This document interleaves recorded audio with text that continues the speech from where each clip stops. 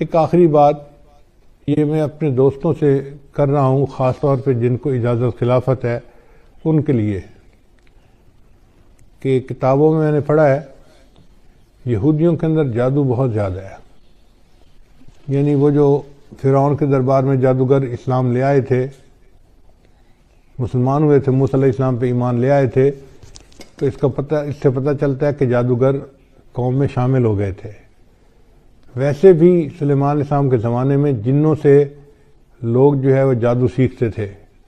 تو یہودیوں میں جادو بہت رہا ہے اور یہ جادو آج تک ہے. یہودیوں میں کچھ لوگ ہیں جو اسی پہ زندگی گزارتے ہیں اور اس کا نام ہے قبالہ. جیسے ہمارے دین اسلام میں نا تصوف، کہ کچھ لوگ روحانیت کو بنانے کے لیے پوری زندگی خانقاہوں میں رہتے ہیں، محنت کرتے ہیں، بیعت ہوتے ہیں. تو دین اسلام میں جس طرح تصوف ہے، یہودیوں میں اس کے مقابلے میں قبالہ ہے، اور قبالہ جادو کو کہتے ہیں، اور یہ جادو مستقل کرتے رہتے ہیں. ان کا حال یہ ہے کہ نبی علیہ السلام کے زمانے میں ایک آدمی تھا جو منافق تھا، اس نے نبی علیہ السلام پر بھی جادو کیا تھا، اس نے اور اس کی 2 بہنوں نے، اور نبی علیہ السلام پر 6 مہینے اس کا اثر رہا تھا. پھر اللہ تعالیٰ نے بتا دیا تو نبی علیہ السلام نے پھر ایک چٹان کے نیچے ان کے بالوں کو دبایا گیا تھا، وہ نکلوائے اور جادو کا اثر ختم ہوا. پھر اس کے بعد معوذتین نازل ہوئیں اور اللہ تعالیٰ نے ہمیشہ کے لیے جادو کا توڑ عطا فرما دیا. اب سوچئے کہ اگر اللہ کے حبیب صلی اللہ علیہ وسلم پر بھی جادو کا اثر ہو سکتا ہے تو بھئی ہم کس کھیت کی گاجر مولی ہیں. تو یہ یہودی مستقل جادو کرتے رہتے ہیں. کتاب میں لکھا ہوا تھا کہ ان کے جادو کرنے والوں نے بتایا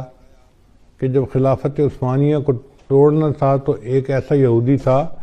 کہ جس کو مستقل انہوں نے جادو کے لیے بٹھا دیا تھا. جب تک خلافت عثمانیہ ٹوٹ نہیں گئی وہ اپنی جگہ سے ہلتا نہیں تھا. یعنی اس کی مثال ایسے ہے کہ جیسے ذیلی جماعت والے گشت کے لیے نکلتے ہیں نا، تو ایک جماعت کو ذکر کے لیے بٹھا جاتے ہیں، بھئی جتنی دیر ہم گشت کرتے رہیں گے آپ اللہ اللہ کرتے رہنا، برکت رہے گی. یہودیوں کا یہی حال ہے کہ وہ جب کوئی کام کرنا چاہتے ہیں تو کسی کو جادو کے لیے بٹھا دیتے ہیں. تو اگر وہ جادو کے لیے اس طرح بٹھا دیتے ہیں اور کرتے رہتے ہیں تو اس وقت جو روحانیت کے میدان میں آگے بڑھنے والے لوگ ہیں ان کے اوپر ذمہ داری عائد ہوتی ہے کہ وہ ان کے جادو کا توڑ کریں. اور ان کے جادو کا توڑ 2 ہی طریقوں سے ممکن ہے. ایک تو جو حفاظت کا ہزار بتایا گیا ہے، اپنے اوپر بھی کریں، پوری امت مسلمہ کے مسلمانوں پر کریں. اور دوسرا یہ کہ اپنے معاملات میں یہ چیز شامل کریں کہ معاملات بھی کریں اور 15 منٹ آدھا گھنٹہ ان جادوگروں کے اوپر غائبانہ توجہ بھی ڈالیں کہ اللہ ان کے دل میں مسلمانوں کا رعب ڈالے اور ان کے شر سے اللہ مسلمانوں کی حفاظت فرمائے. تو اس میں ایک تو امریکہ کا جو صدر ہے اس کو بھی شامل کریں، اسرائیل کا صدر ہے اس کو شامل کریں، انڈیا کا صدر ہے مودی اس کو بھی شامل کریں، اور اس میں سارے اسرائیل کے یہودیوں کو اور ان کے خاص طور پہ جو قبالہ کے جو لوگ ہیں ان کو شامل کریں، تاکہ ان کے دلوں پر اللہ تعالیٰ مسلمانوں کا رعب بٹھائے اور ان کے شر سے اللہ تعالیٰ مسلمانوں کی حفاظت فرمائے.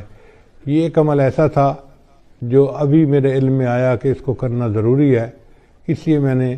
بتا دیا کہ خلفاء حضرات خاص طور پر اس بات کو سمجھیں اور اس ذمہ داری کو